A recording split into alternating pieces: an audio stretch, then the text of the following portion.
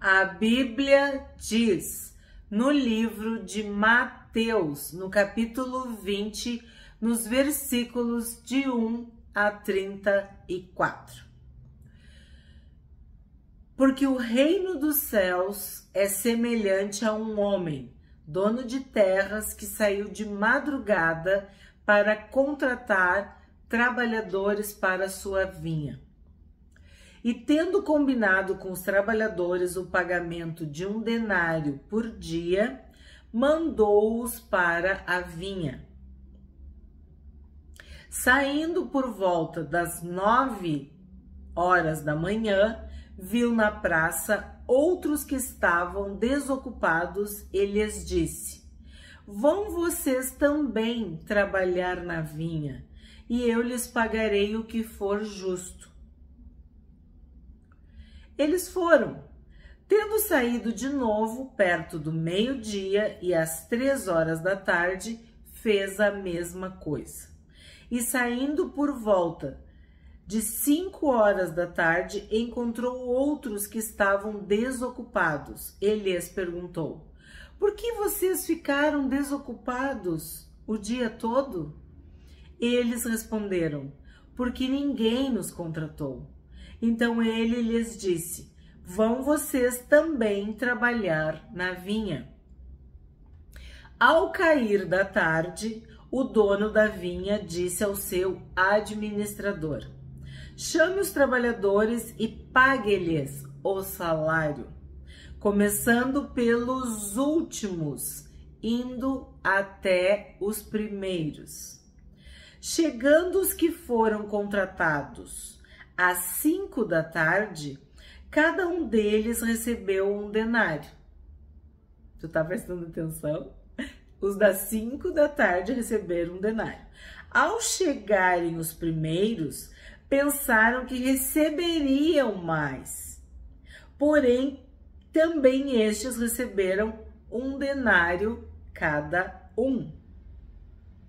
Mas, tendo-o recebido, começaram a murmurar contra o dono das terras, dizendo: estes últimos trabalharam apenas 1 hora, mas você os igualou a nós, que suportamos a fadiga e o calor do dia. Então o dono disse a um deles: amigo, não estou sendo injusto com você. Você não combinou comigo trabalhar por 1 denário? Pegue o que é seu e saia daqui, pois quero dar a este último tanto quanto dei a você. Será que não me é lícito fazer o que quero com o que é meu? Ou você ficou com inveja porque eu sou bom? Assim os últimos serão primeiros e os primeiros serão últimos. Eu quis ler toda a parábola porque ela é muito importante e muito explicativa. Bom, em primeiro lugar, a gente tem que falar sobre esse tal de denário. Esse denário, ele simbolizava o pagamento por 1 dia de trabalho. Então, sim, a queixa ou a reclamação, o que ele reclamou, eu queria uma outra palavra, quando a pessoa reivindica, a reivindicação. A reivindicação não está errada do ponto de vista cultural, porque tu recebia 1 denário por 1 dia de trabalho. Então, o denário era o pagamento por 1 dia de trabalho. Só que o que acontece?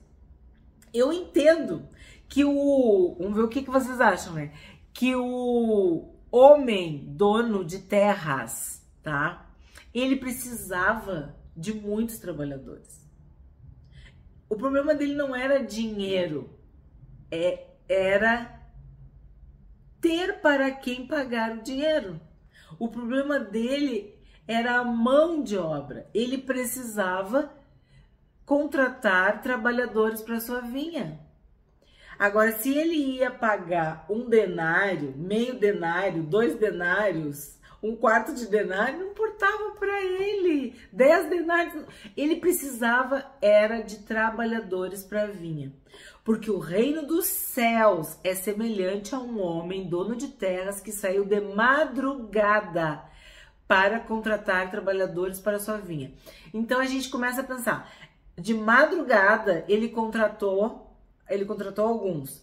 Depois ele saiu às 9 da manhã. Depois ele saiu ao meio-dia. Depois às 3 da tarde, às 5 da tarde. Tu tá me acompanhando?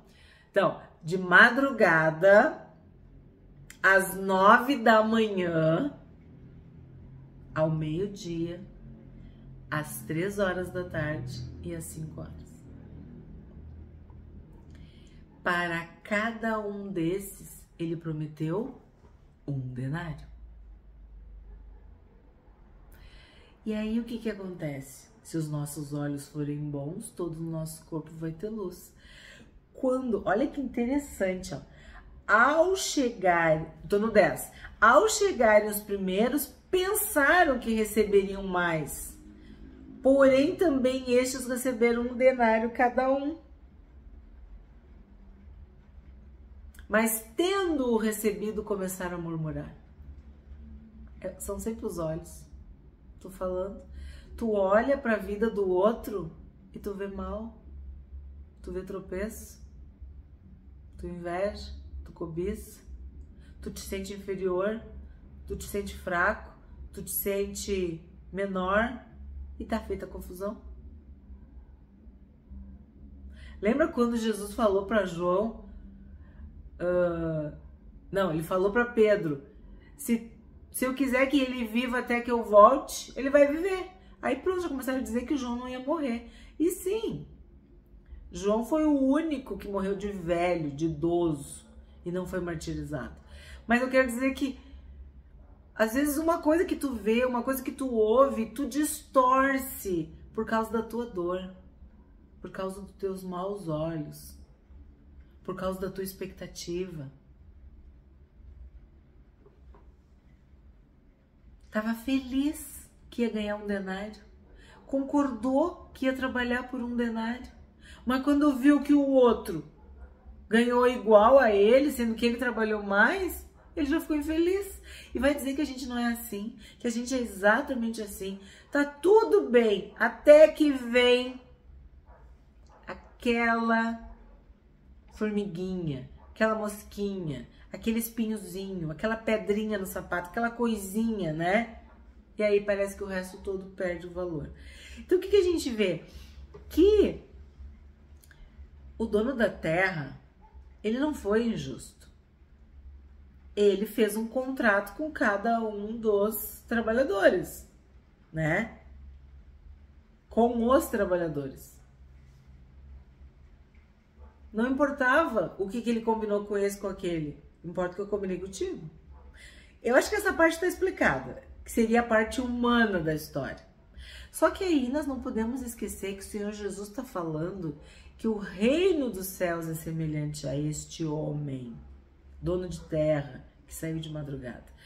O que quer dizer isso? Eu comecei na igreja a entender com 9 anos. Eu me batizei com 12. Tá, fiz teologia, fiz seminário, estou na igreja, como a gente gosta de dizer. Já estou com 54 anos de vida. Eu fui contratada de madrugada para trabalhar na vinha. Tem outras pessoas que se converteram com 30 anos. Que viveram no mundo, né? Tiveram experiências no mundo, mas se arrependeram, se converteram, são minhas irmãs na fé. Faz diferença diante de Deus isso? Ou faz diferença para a pessoa que deixou de viver as bênçãos porque estava no mundo? O ladrão da cruz foi chamado às 5 horas da tarde.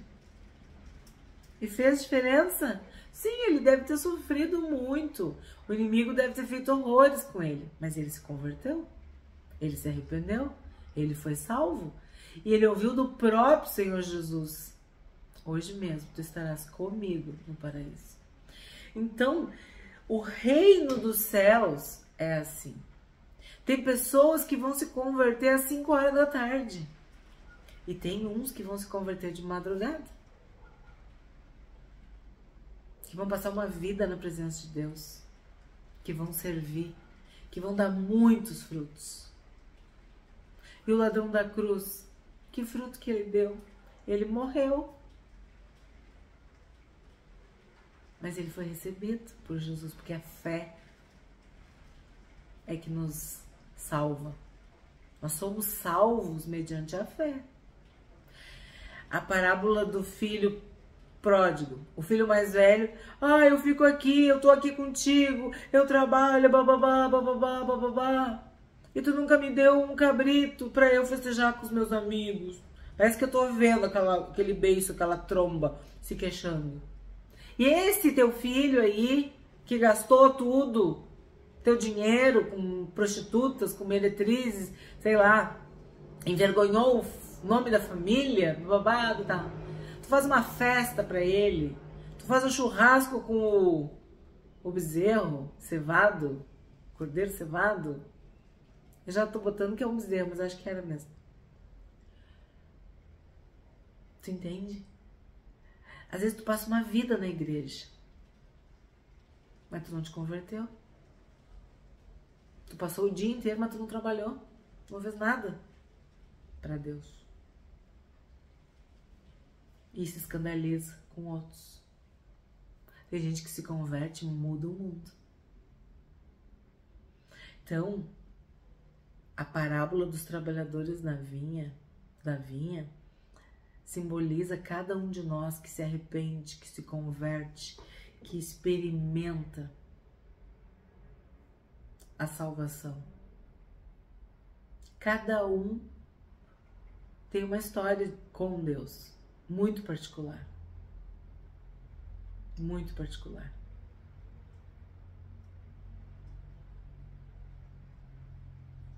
Nós não podemos comparar a história desse com aquele. Não tem como. Olha Paulo. Paulo perseguia a igreja. E quando ele se converteu, ele mudou o mundo. Ele evangelizou o mundo. Ele se gastou. Ele sofreu pelo nome de Cristo.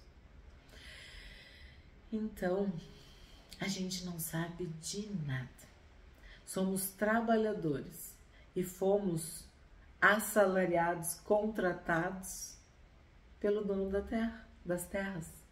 E o que importa é o que o dono da terra falou para nós. Agora, o que ele falou pro do lado, importa pro do lado. O que ele falou pro lado da frente, importa pro lado da frente. Não tenham maus olhos. E às vezes tem pastores, líderes, profetas, mestres, evangelistas que comparam os ministérios. Também não importa.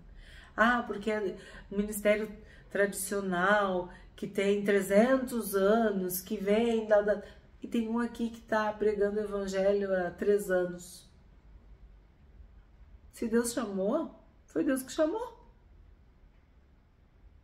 Deus que vai pagar, Deus que assalariou, Deus que vai fazer o pagamento. E olha que interessante o versículo 16. Os últimos serão os primeiros e os primeiros serão os últimos. Quem sabe é Deus. Às vezes a gente olha e acha que são magníficos, poderosos, são os primeiros. E diante de Deus são os últimos. Porque Deus sonda as mentes e os corações. Deus sabe por que tu faz, por que tu fala, por que tu não faz, por que tu não fala. Deus conhece a intenção por trás da ação. Deus conhece os nossos motivos mais íntimos. Ele sabe tudo. Ele é o dono da terra, né? E eu acho interessante que ele fala das terras, né? E ele tem provisão para pagar quanto que ele queira ou que seja necessário. E eu não tenho nada com isso, tá? 17. Então Jesus, para subir a Jerusalém, estando Jesus para subir a Jerusalém, chamou os 12 discípulos para um lado e no caminho lhes disse: Eis que subimos para Jerusalém, e o Filho do Homem será entregue aos principais sacerdotes e aos escribas. Eles vão condená-lo à morte e entregá-lo aos gentios para ser zombado, açoitado e crucificado. Mas ao terceiro dia ressuscitará. Vocês viram como Jesus avisava, como Jesus ensinava, como Jesus alertava que o ministério dele era morrer. Muito mais do que ensinar, pregar, curar, expelir demônios, era morrer por nós. Era pagar a conta, era pagar a dívida. Eles vão condená-lo à morte e entregá-lo aos gentios para ser zombado, açoitado e crucificado. Mas ao terceiro dia ressuscitará. É muito difícil tu entender que Jesus morreu e isso não foi um fracasso. Isso foi a vitória. Porque algumas pessoas dizem que amam a Deus, servem a Deus, mas tem uma antipatia com Jesus. Porque o Jesus que é apresentado para elas é aquele Jesus morto, fraco,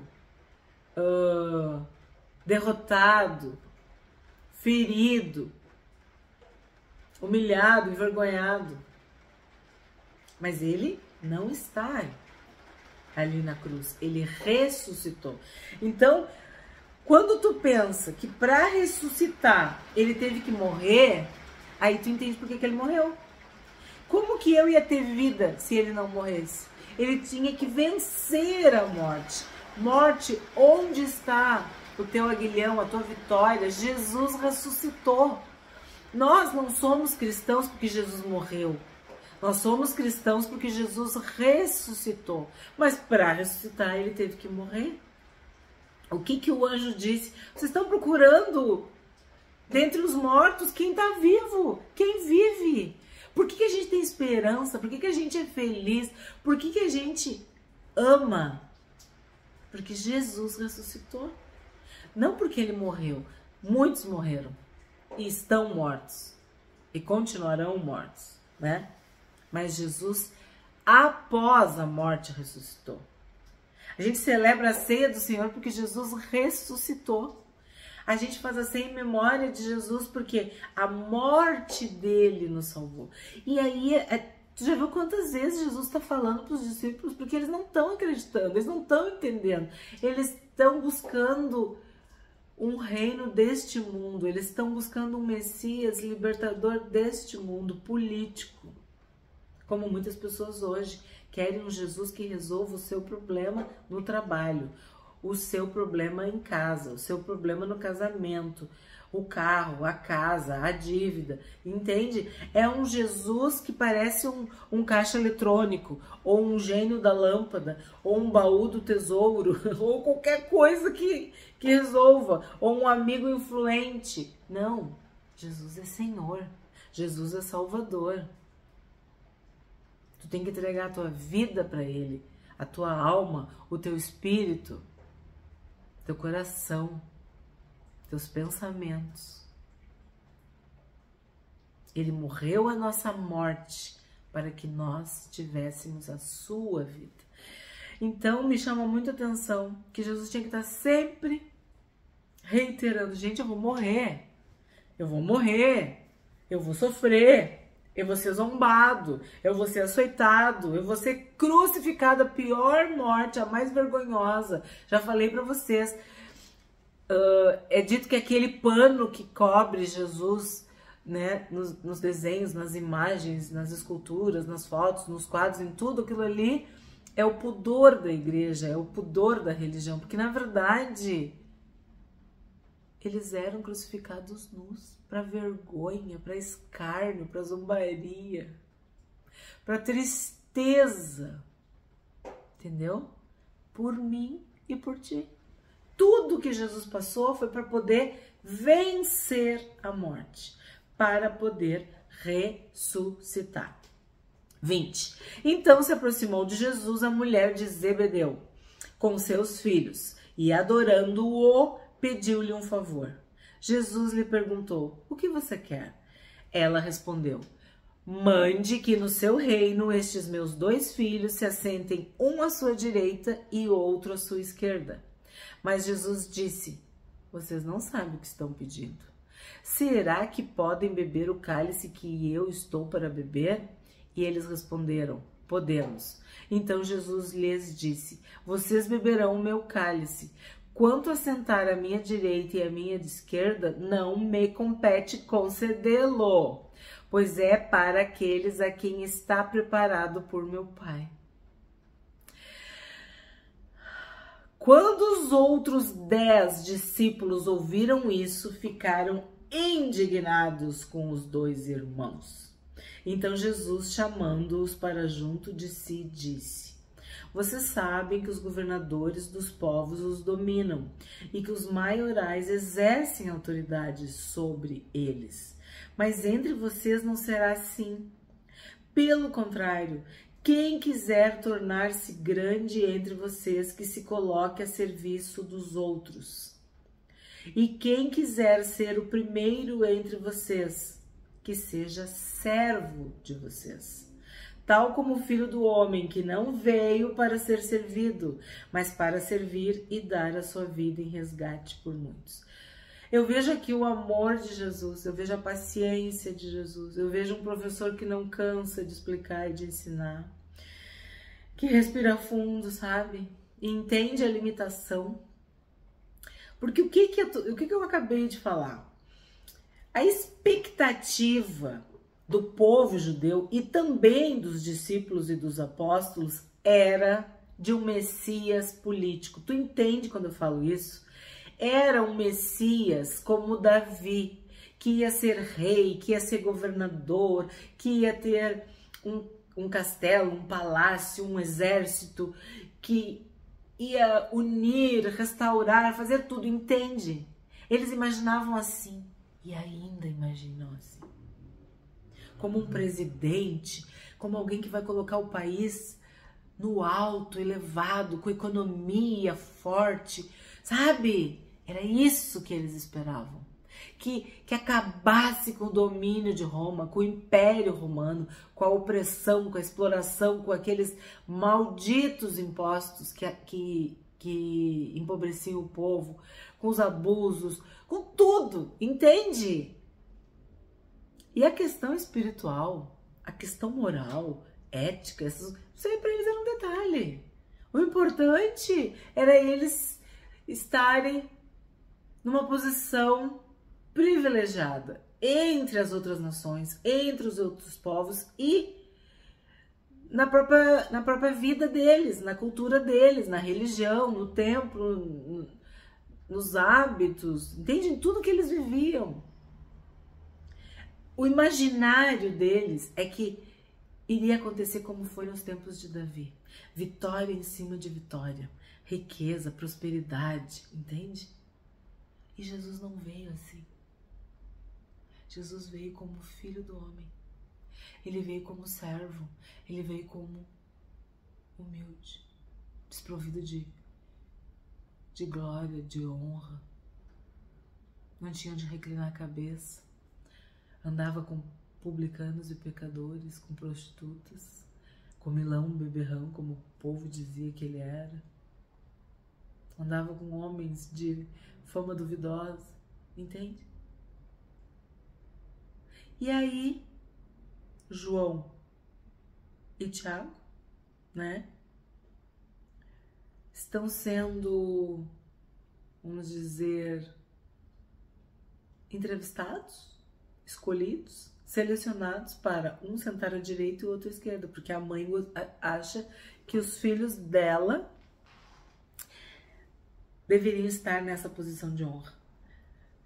Quando Jesus estivesse no seu reino, mande que no seu reino estes meus 2 filhos se assentem, um à tua direita e o outro à tua esquerda. Sabemos que o primeiro discípulo a ser martirizado foi Tiago. E que Tiago, a gente diz aqui, era faca na bota. Ele não era fácil. Tanto que tem uma parte que diz que eles eram os filhos do trovão, né? Que não eram fáceis. E sim, Tiago foi o primeiro a morrer. E diz a tradição que cerrado pelo meio. E aí tu pensa, a mãe nem imaginava do que se tratava o reino de Jesus. Todos foram martirizados. João não. Mas isso é igual hoje. As pessoas não entendem o que é o evangelho. Elas acham que o evangelho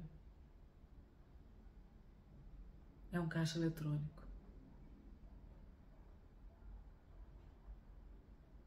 Evangelho é renúncia.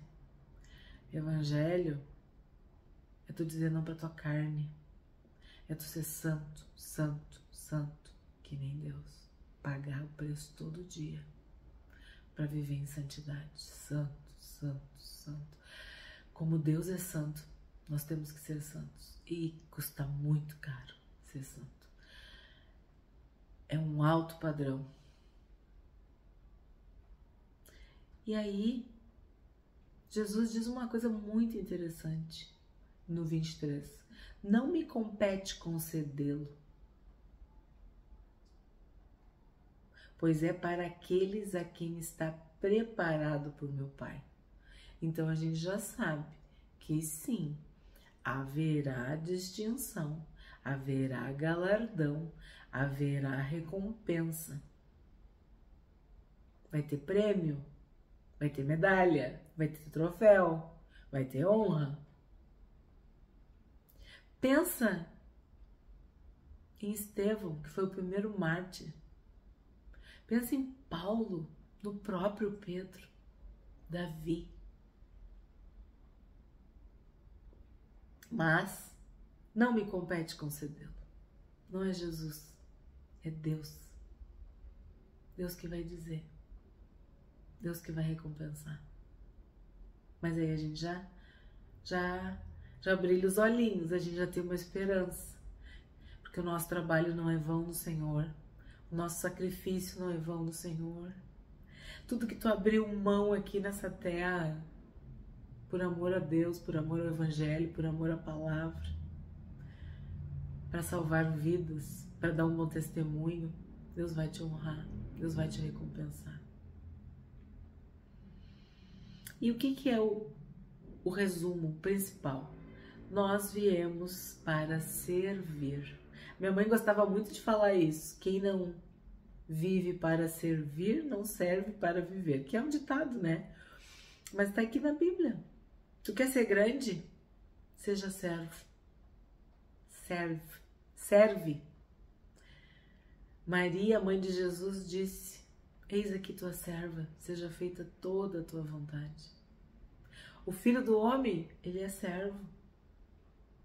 Moisés foi chamado de servo. Davi foi chamado de servo.